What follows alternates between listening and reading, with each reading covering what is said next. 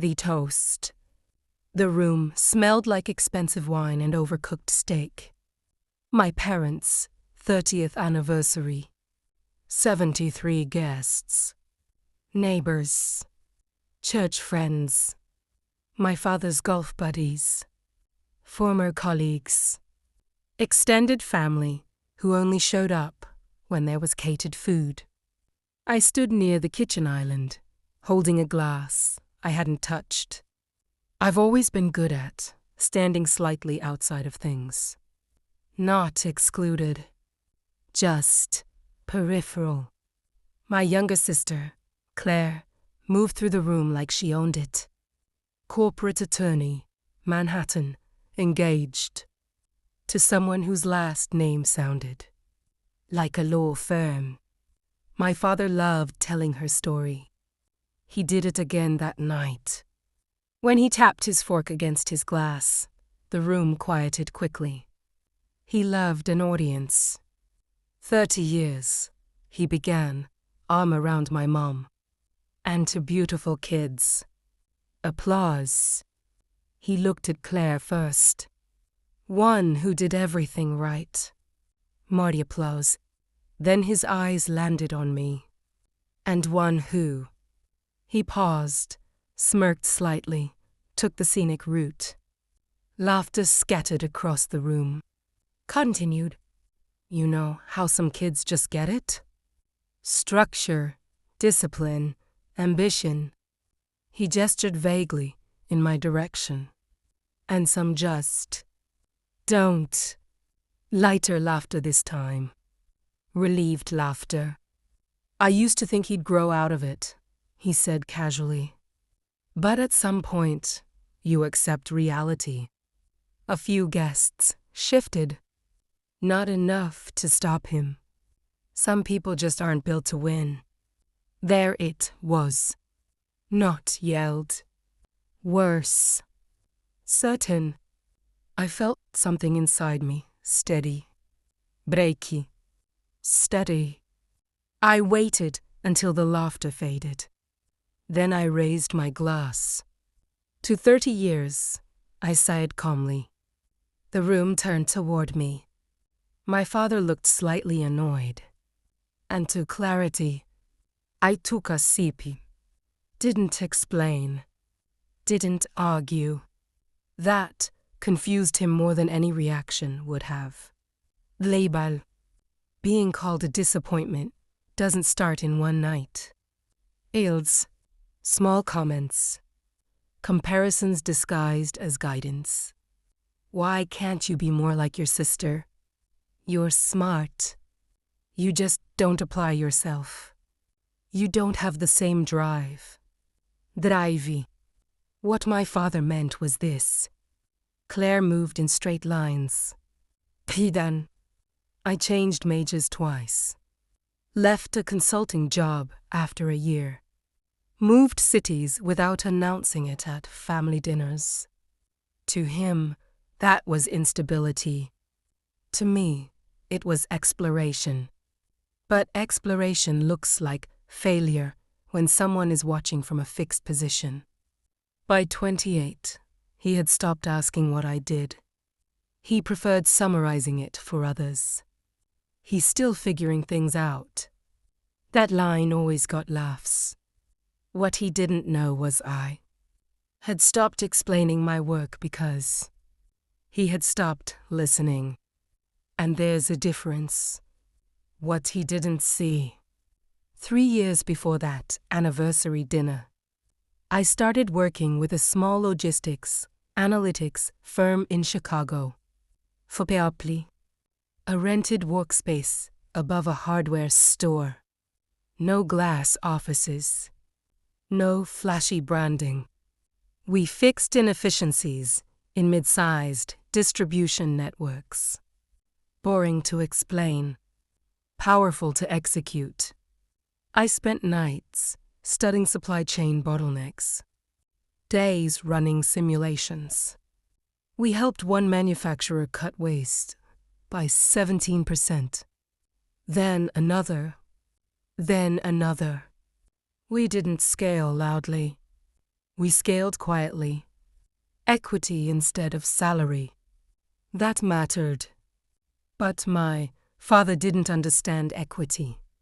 He understood titles. He understood visible success. I chose invisible leverage. After the dinner, after the anniversary, I got 3 texts. Claire, Dad went too far. My mom, he's under stress.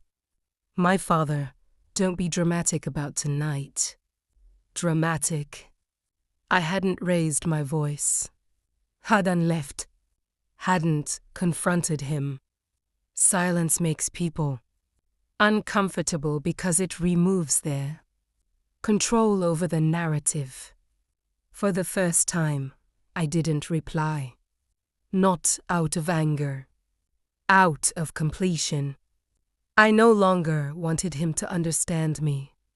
I wanted him to stop defining me. Those are different goals. 6 months later, 6 months after that dinner, our firm was approached for acquisition.